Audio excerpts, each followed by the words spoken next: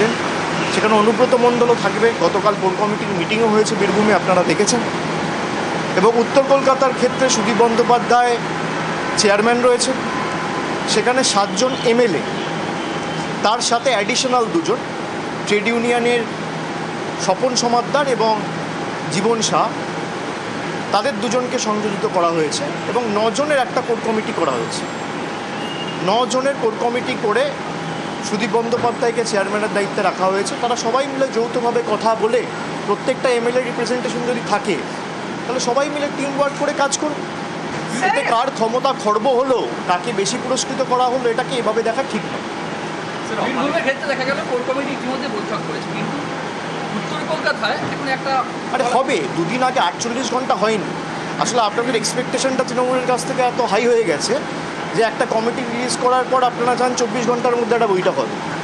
এবার কেউ কোন প্রান্তে রয়েছে, কেউ রয়েছে কলকাতায়, কেউ রয়েছে কোনো জেলায়, কেউ গেছে কোনো তীর্থস্থান ভ্রমণে, সবাইকে তো 1000 তলা আসতে 2 দিন টাইম লাগে। তো নিশ্চিতভাবে বীরভূমে যেমন গতকাল হয়েছে, অপেক্ষা করুন, নিশ্চিতভাবে उत्तर कोलकाता होगा। सर, ऑपरेशन सिंदूर के दौरान हमने देखा है कि तृणमूल कांग्रेस केंद्रीय सरकार के साथ थी, लेकिन अब जो है क्या वजह रही कि आपने ऑप्ट आउट किया है डेलीगेशन से जो मल्टी नेशन विजिट करेंगे? देखिए, ये इन्फॉर्मेशन आपके पास कहाँ से आ रहे हैं मुझे पता नहीं है, लेकिन कल शाम से बहुत सारे पत्रकारों का सवाल मुझे मिला है, कुछ लोगों से मेरा बात भी हुआ है। मैं आपको ये साफ साफ कह देता हूँ, and we have stated this multiple times. I am reiterating it again that whatever decision the union government takes which aims at combating and curbing terrorism, number 2, safeguarding the sovereignty of the nation, and number 3, to protect the national interest of the country, we as a party, Trinamool Congress, will stand with the center shoulder to shoulder. लेकिन एक चीज़ आपको ध्यान रखना पड़ेगा कि अगर कोई delegation जा रहा है, हमें कोई दिक्कत नहीं है, डेलीगेशन जाना चाहिए, जाए।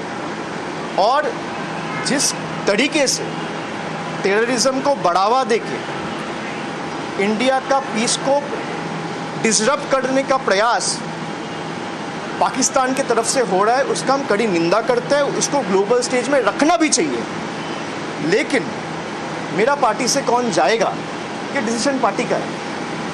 आज मैं दिल्ली जा रहा हूँ, एक्सटर्नल अफेयर्स का स्टैंडिंग कमेटी का मीटिंग है, मुझे उस कमेटी में नॉमिनेट किया पार्टी ने। सेंटर और the union government can not decide unilaterally who will represent from which party. The BJP is at the helm.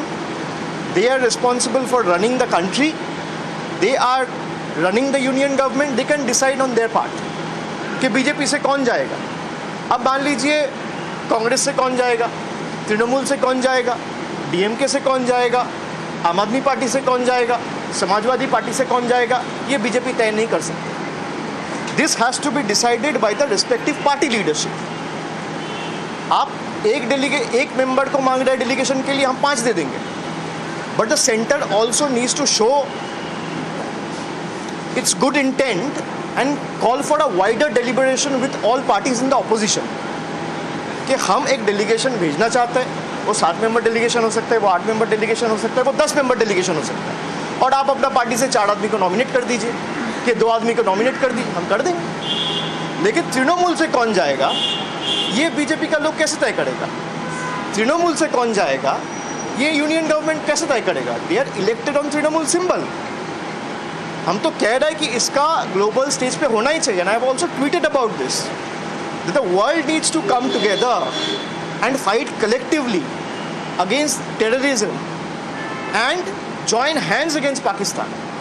I have tweeted this, it's in public domain.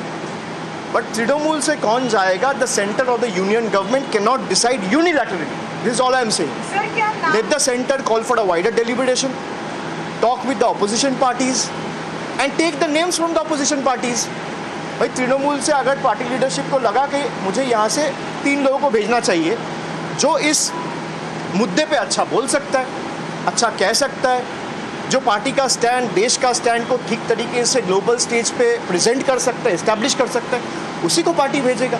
मैं किसी को disrespect नहीं कर रहा हूँ, लेकिन पार्टी के साथ मिलके बात करके आपको डेलीगेशन तय करना चाहिए।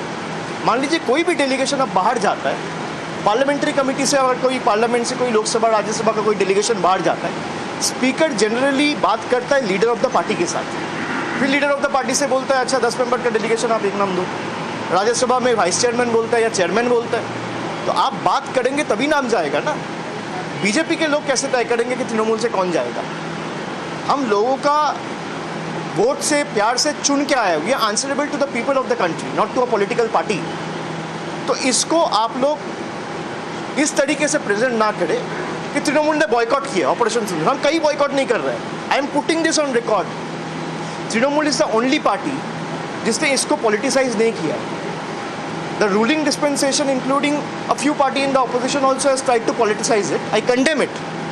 भाई जहाँ देश की बात हो वो पॉलिटिक्स की जगह ही नहीं है, ये साफ साफ हम कह रहे हैं। And our chairperson has stated this time and again.